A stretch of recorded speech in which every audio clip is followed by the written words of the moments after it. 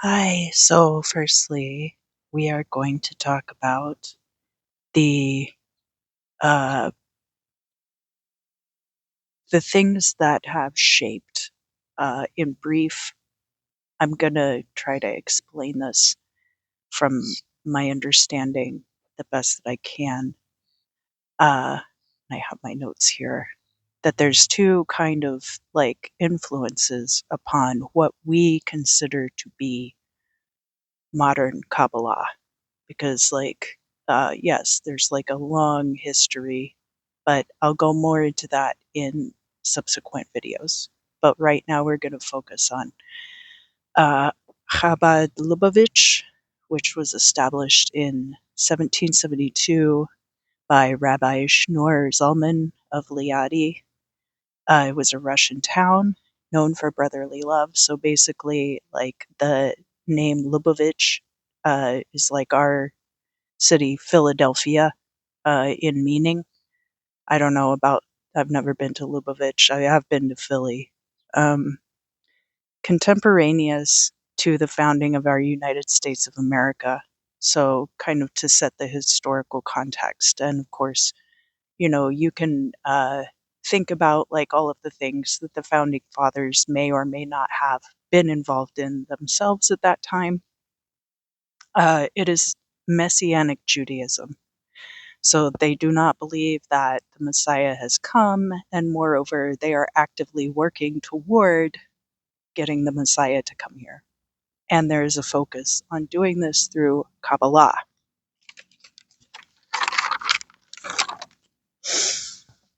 And let's talk about Crowley, because really you can't talk about modern Kabbalah approaches without addressing Crowley, because what he did, and I'll go into it. There were many people in the spiritual movement studying Kabbalah as a form of enlightenment. They were studying Buddhism, Hinduism, European pre-Christian practices. You had like the Theosophical Society. It was attracting many within Los Angeles to these teachings and practices. You had Jack Parsons' OTO Lodge in Pasadena, and of course, alongside Jack Parsons, you had L. Ron Hubbard, who ended up founding Scientology. But around this time, also, uh, right before this, Crowley is initiating into the Golden Dawn, which already was kind of using a Kabbalistic framework. And he like went through all of the initiations very fast. So like you kind of have to wonder like how legitimate these initiations are if they're just allowing this guy to rise through the ranks kind of unchecked. I'm sure they thought they were checking his work. Uh, I don't know.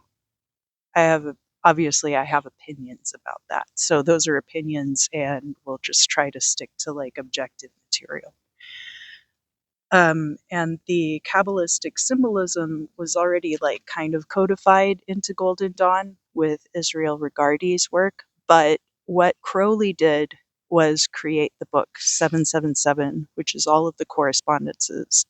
And so that really divorced a lot of the Kabbalistic teaching away from Judaism and the background that Kabbalah was based upon, and created like this kind of, already you're getting like the schisms of reality are occurring. Um, and this kind of starts to fix the Western standardization of Kabbalah, because again, the thing about Kabbalah is that it's this expansive mental practice, basically. And that this codification is dumbing it down. Um, and you get, with the standardization, a recursion begins to happen culturally. So that, like, these things now are going to start coming back around and informing the mystical tradition And people might argue with me about this, but I assure you that very much it's possible for that to happen. You get like a lot of these theosophical figures, also A.E. Waite, who created the Rider-Waite Tarot deck, basing a lot of that symbolism in the cards around Kabbalah. Kabbalah is already this highly symbolic thing. And I'll go more into like some of the weeds of this in the next video, where I bring in like more of the symbolic language. Right now we're just trying to cover the background and why it's important today. So, how did Crowley go about making money? Because Crowley only really cared about two things. He cared about making money, and he wanted to be the wickedest man alive, which means just doing everything he can to just be bad, just a bad guy. He just wants to be bad. Uh, so Crowley was an early influencer, actually. He produced books and courses. I wish AI had existed at the time. I'm sure Crowley would have loved it. Um, he wasn't necessarily the first influencer, but he did a lot to promote and innovate in that field. So, what do we have here? We have, on the one side, we have with Crowley the cherry picking and appropriation of concepts. And this establishes this environment that we see a lot today of oversimplification.